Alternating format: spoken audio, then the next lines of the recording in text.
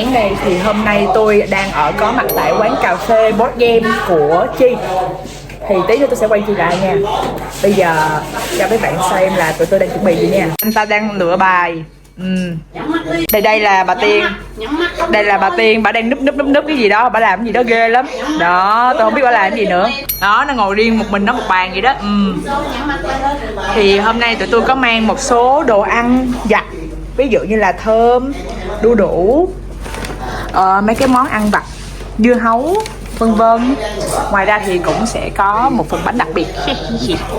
Thì đây là menu của quán của Chi. Tabletop nha mọi người. Quán cà phê board game nhớ ủng hộ nha mọi người. Đây quay cho mọi người không gian quán nha. Đó. Thì sẽ có rất là nhiều game.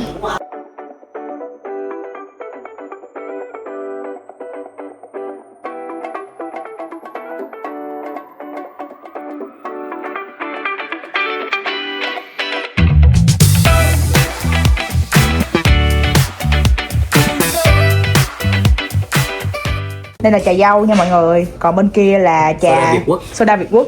Nó có bỏ nhiều hơn bình thường. Tụi mình là khách biết. Tôi là khách biết. Đánh tao hửi tao coi. Đó. Rồi đánh tiếp. Đâu? Người ta phải nhấn đây nè. Đúng rồi nè. Để đèn tranh. Rồi vô. Không dấn đi nữa, bữa giới thiệu cho quán đi kìa. Ủa sao mày nói vậy, mày hồi hộp vậy? Bà là MC mà. Hello mọi người, thì hôm nay Chef Food đã tới oanh tạc quán tabletop của mình. Thì mình thấy rất là vui, tại vì nhờ có mấy bạn tới cái ồn khách mấy chơi game không được thì mình thấy rất là vui gì đi đó. Làm ảnh hưởng tới khách của mình, nhưng mà không sao, quán mình thì thiếu tiếng ồn nên là mình cần tiếng ồn nhiều. Thì mình rất là cảm ơn mấy mom để tạo tiếng ồn trắng cho quán. Quán này làm được bao lâu rồi bạn ha? Quán mình mới mở được 1 năm. Quán mà chưa biết khi nào phá sản thì chưa. Quán 1 năm có nghĩa là mới, cho nên là chưa được nhiều bạn trẻ biết đến, cho nên là mong mọi người tới ủng hộ nha. Đúng vậy, hãy tới đây để quanh tạc với mình nha. Đúng rồi, cái này là doanh nghiệp trẻ mới nổi. Chưa có tuổi mà chưa có tên. Cho mình hỏi là ở đây á, bạn làm board game là bao nhiêu bộ board game ở trên đây? Hiện tại quán mình thì có hơn 350 bộ board game, và hiện tại là mình mới vừa đặt thêm khoảng 50 mấy bộ nữa. Nên là mọi người hãy tranh thủ tới chơi nhân lúc mà nó vừa về hàng cho nóng hổi nha. Thì thường ở đây người ta sẽ chơi bộ board game gì? Tùy vào thể loại mà mọi người thích. Ví dụ như là những người thích chơi game dễ, game khó. Đa số là mọi người chơi tới đây chơi game nhẹ nhàng vui vui. Ví dụ dễ như là game gì? Game dễ nhất mình nghĩ đó là mèo nổ, đồn đồn và Monopoly. Ok. Thì ngoài những cái bộ board game ra thì ở đây mình sẽ có những dịch vụ khác không? Có, mình có dịch vụ ôm, dịch vụ bia. Không có dịch vụ dẫn. Nói thế thì chịu rồi chứ biết sao giờ. Mình có dịch vụ board game, uống cà phê. Để ví dụ mà bạn nào buồn quá thì cũng có thể tới đây ngồi nói chuyện với chủ quán cũng được. Cũng có dịch vụ đó luôn. Tính tiền theo tiếng. Gì gọi là gì, tư vấn tâm lý tình Tư vấn cảm. tâm lý. Ngoài nhà mình đây sắp tới mình Nhìn có board game ta đó đâu, mở điện thoại cho khách luôn. Trời ơi. Con nhỏ này ngồi ngoài với nhiều chuyện ghê ta. Rồi ta không nói nữa được chưa? cắt sụt. Thì trên kệ này mình thấy có rất là nhiều bộ, thì bạn có recommend là mình nên chơi một bộ nào không? Em recommend cho bạn những cái này. Đó, hai hàng này rất là dễ mà rất là vui. Cái game nào mà bạn thích chơi nhất không? Nhưng mà mình thích chơi nhất nó không có ở đây, tại vì nó là tạo tiếng lên. Giỡn thôi, có lẽ là bộ mình thích nhất sẽ là đây. Đâu? Sẽ là bộ này. Bộ nào? Ô, nhỏ xíu dễ thương vậy. Bộ này nè, bộ chơi này sẽ sử dụng trí nhớ của mọi người để chiến thắng trò chơi. Đó, Nana trong chiến dịch số 7 đó mọi người. Ngoài ra mình rất là thích chơi bộ này. Rất là vui. Thì lát hồi mình sẽ hướng dẫn cho cả nhóm mình chơi bộ này nha. Bởi vì trò này là rất là chặt chém tương tàn nhau tới bến luôn. Rồi để bài mình luôn. Thì ngoài ra thì chúng mình còn có vở nhạc nữa nha mọi người. Nãy con nhỏ nó quên nói, giờ tôi nói. Vì là cái mấy KOL không tới đây nên mình đã ép thêm khoai tây vào cho các mâm. Cho nên hơi nhiều hơn chút so với bình thường. Nói cảm thấy ít hơn thì đừng có chửi chủ quán. Tại vì tụi tôi Hay là chỉ có bàn này thôi nha các mâm. tại vì tụi tôi là khách VVVIP. Đúng rồi, chứ là lần sau tới mấy môn đừng có thấy ít hơn cái mấy môn phốt quán tôi nha.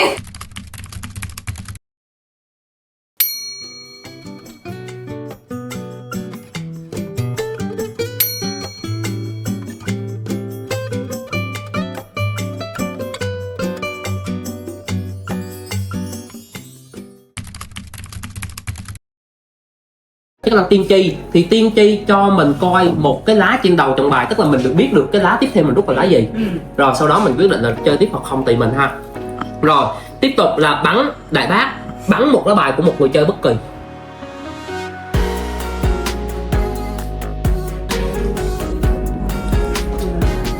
Ủa ví dụ trùng thì sao? Rồi không sao hết, rồi hốt về rồi.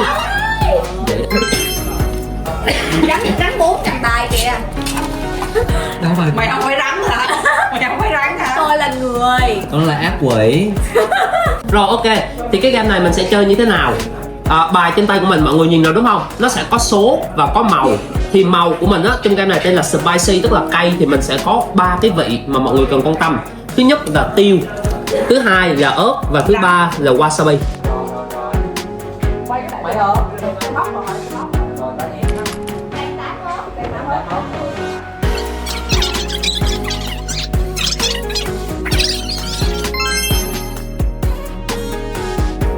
Cách chơi của game này thì giống như bạn này mới vừa chia sẻ, giống như tiến lên vậy đó, mình chơi hết bài của mình mình là cái mặt đê tiện là cái nào cũng được nha. Tiền vàng xuất hiện. rồi. Để chơi. Bộ ở trong game này nó luôn luôn ít nhất phải là 3 luôn. 2,000 years later. Bước vô, 2, 3, bước. Đẹp nào, bơ đét lên, bơ đét lên. Trời ơi, đẹp. Rồi xuống đoan. Xuống đoan, bị đau quá, xuống đoan. Tôi cho thành viên mới gia nhập vào team chúng tôi. Nhân vật mới nha mọi người, Kiệt.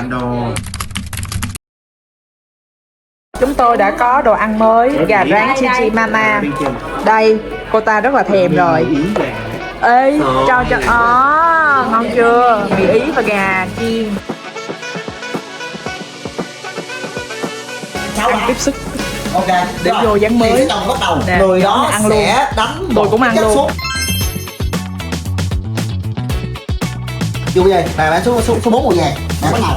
Số 4 Thì vàng. nếu như mọi người có màu vàng đánh theo. Cái con nhỏ này nè, Rồi, con nhỏ thì đi nó vào coi đi. bài plum la đó, nó chạy vòng coi bài plum la. Lộ tùm lum.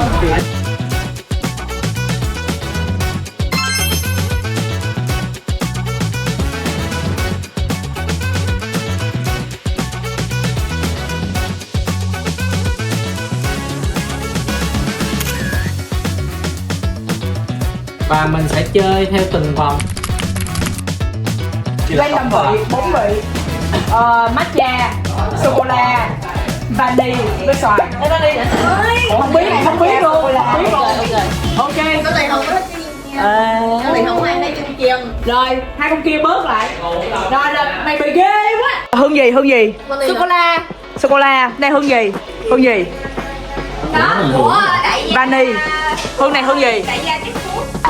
Mẹ mày, hương gì? Vani, hương này. Sô-cô-la này cái gì? Xoài. Vanilla. Còn tôi nữa. Rồi lấy đi bạn, lấy đi. Tình yêu. Vani và mắt. Hương gì? Tình yêu.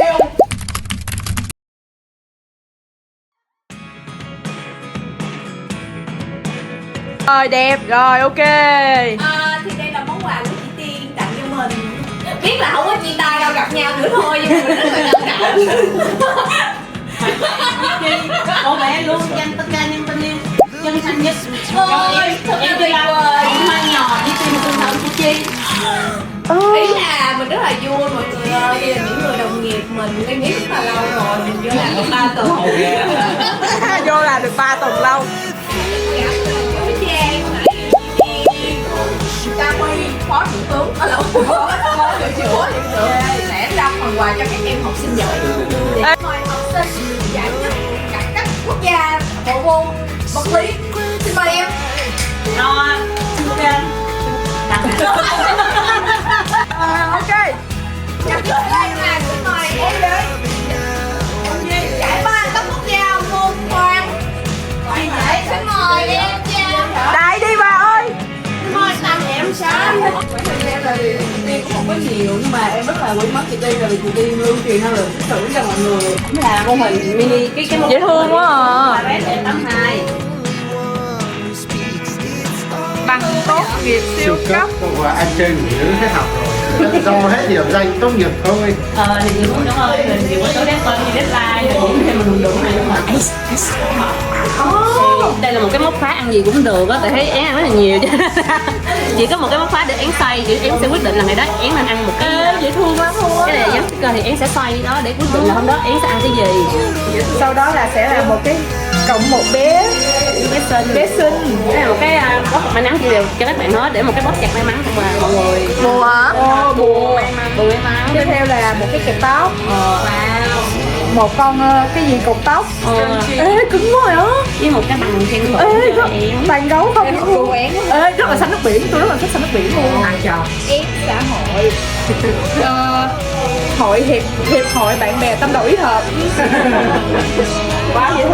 Rồi, có người có hơi có tặng Huy là một cái đồng hồ cá, xong đó là một cái cũng hơi thạch liên 2.000 chút xíu thì Huy rất là sớm nhưng mà là đi sớm thì nhưng mà cũng chia sẻ với Huy rồi, chia sẻ với mọi người thôi là giống như một cái đồng hồ cá đó để nó quay ngược giống như là khi một cái đồng để đếm thời gian, sau khi mà thời gian của Huy chạy hết rồi Huy có thể điều khiển thời gian để Huy quay lại Huy quay lại một cái mốc thời gian mới để Huy bắt đầu lại thì cái mốc thời gian mới thì Huy có thể làm cái gì mà Huy muốn.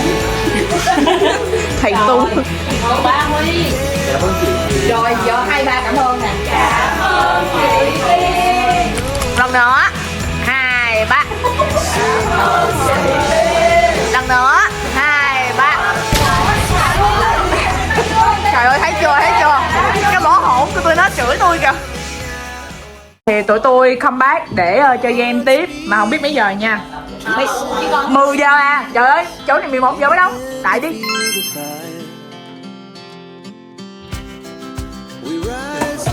Ở 4 hả? Thôi cho đi chọn. Ê. Một cái chai á. 3 cái chai này nha.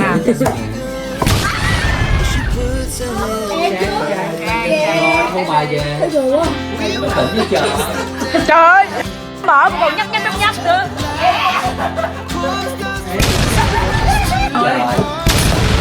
Trời ơi. Rồi, Giang, chuối, một ba chanh.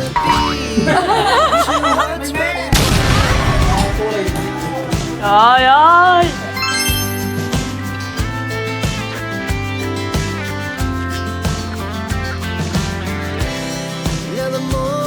Bây giờ mình sẽ lật từ bạn thấp nhất trước nè.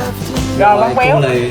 Mình nào Chết mẹ rồi. Cái gì vậy mà? Ê nhiều á. Mấy bạn nội 4 chục 1. ngưng ở đó luôn. Rồi biến.